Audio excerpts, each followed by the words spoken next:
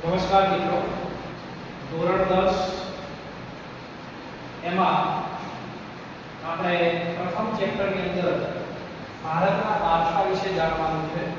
અને આપણને ખબર જ છે કે વારસો એટલે આપણા પૂર્વજો દ્વારા એક અમૂલ્ય ભેટ જે આપણને પેઢી દર પેઢી હસ્તાંતરિત થતી હોય છે એ વસ્તુને આપણે વારસો કહીએ છીએ. અને એવા જ વારસા તરીકે ધોરણ 10 નું આપણે વારસા તરીકે આપણે જોઈએ તો એની અંદર આપણે ગુજરાતના મેળા સ્વરૂપે ગુજરાતમાં કયા કયા અલગ અલગ પ્રકારના મેળા યોજાય છે તો એ મેળા વિશે આપણે કેટલી ટૂંકમાં માહિતી મેળવીશું.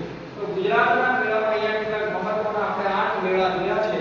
એ 8 મેળા આપણા માટે કઈ રીતે મહત્વના છે અને ક્યારે યોજાય છે, કયા જિલ્લામાં યોજાય છે, કયા સ્થળે યોજાય છે, કયા તિથિએ યોજાય છે, કેટલાક મેળા તિથિ પ્રમાણે યોજાય છે, કેટલાક મેળા તારીખ પ્રમાણે યોજાય છે.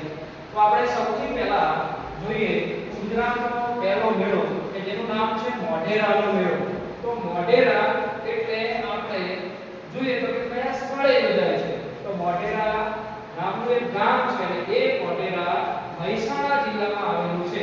હવે આ મોઢેરામાં શેનું મંદિર છે? તો મોઢેરામાં સૂર્યનું મંદિર છે. એટલે સૂર્ય મંદિર એટલે ભારત દેશમાં બે મંદિર આવેલા છે, કોણાર્કનું સૂર્ય મંદિર અને બીજું છે મોઢેરાનું સૂર્ય મંદિર. તો મોઢેરાનું સૂર્ય મંદિર ગુજરાત રાજ્યના મહેસાણા જિલ્લામાં આવેલું છે, જ્યાં ગુજરાત મહોત્સવ ઉજવવામાં આવે છે. અને એ મેળો શ્રાવણ વદ અમાસ. હવે આપણે અહીંયા જોઈએ તો વદ લખેલું છે અને અહીંયા સુદ લખેલું છે.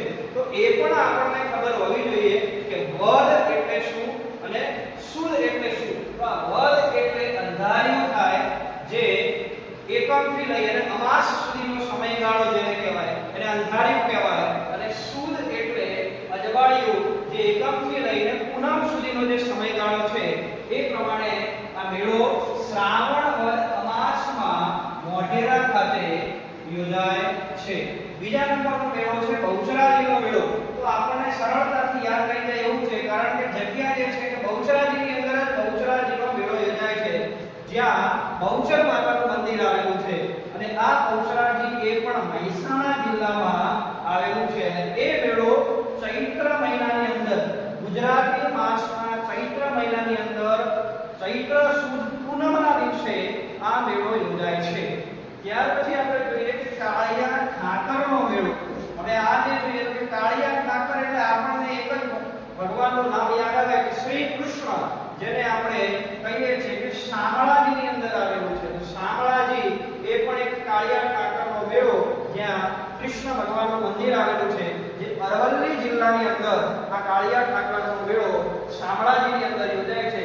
અને જેનો સમયગાળો છે જે કઈ તિથિએ યોજાય છે તો ગુજરાતી મહિનાનો પ્રથમ માસ કારતક, જે મહિનામાં આપણે દિવાળીનો તહેવાર ઉજવીએ છીએ એ જ સમયગાળા દરમિયાન કારતક સુદ 11 થી પૂનમ સુધી આ મેળો શામળાજીમાં યોજાય છે. ત્યાર પછી આપણે જોઈએ તો કે સરસ મજાનો પગપાળા સંઘ દ્વારા આપણે ચાલતા ચાલતા જતા હોઈએ છીએ ભાદરવા મહિનાની પૂનમમાં. તો ભાદરવી પૂનમનો મેળો જેમાં ભક્તો સરસ મજાના જય અંબેના નારા લગાવતા બનાસકાંઠા જિલ્લામાં આવેલા અંબાજીની પર્વતમાળાઓમાંથી પસાર થતા સરસ મજાના ભાદરવા સુદ પૂનમના દિવસે ત્યાં દર્શન કરવા માટે પગપાળા લોકો જતા હોય છે.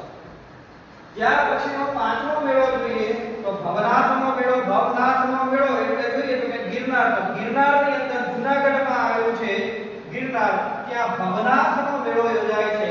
અને આ મેળો જે મહાવદ નોમથી બારસના સમયગાળા દરમિયાન યોજાય. મહા મહિનો એટલે કે મહા મહિનો જેને કહીએ છીએ, જે સમયગાળો છે શિયાળાની અંદર આસપાસનો સમયગાળો, એ મહિનાની અંદર વદ એટલે કે અંધારિયાની નોમથી બારસ સુધીમાં આ મેળો યોજાય છે. ત્યાર પછી આપણે જોઈએ તરણેતરનો મેળો. તો તરણેતર ગામની અંદર યોજાતો મેળો. તો કે તરણેતર ક્યાં આવ્યું? તો કે સુરેન્દ્રનગર જિલ્લાની અંદર આવેલું તરણેતર ગામ, જ્યાં આ મેળો ખૂબ જ મસ્ત મજાના ત્યાંના લોકો પોતાની ભાતીગળ સંસ્કૃતિનું પ્રદર્શન કરતા આ મેળો યોજે છે. અને એક પણ મેળો ભાદરવા સુદ એટલે કે અજવાળિયામાં યોજાય છે. ત્યાર પછી આપણે જોઈએ ભળિયાદનો મેળો. હવે આ ભળિયાદનો મેળો ભળિયાદ નામના ગામમાં અમદાવાદ જિલ્લામાં આવેલું ગામ છે. હવે આ જે છે તે તારીખ પ્રમાણે યોજાય છે અને રજબ માસ. તો આ જે તહેવાર છે, આ જે મેળો છે તે રજબ માસની 9, 10 અને 11 તારીખના દિવસે યોજાય છે. એ જ પ્રમાણે જોઈએ તો કે માધવપુરનો મેળો. માધવપુર નામ સાંભળે એટલે આપણને પોરબંદરની પાસે આવેલું માધવપુર બીચ યાદ આવે.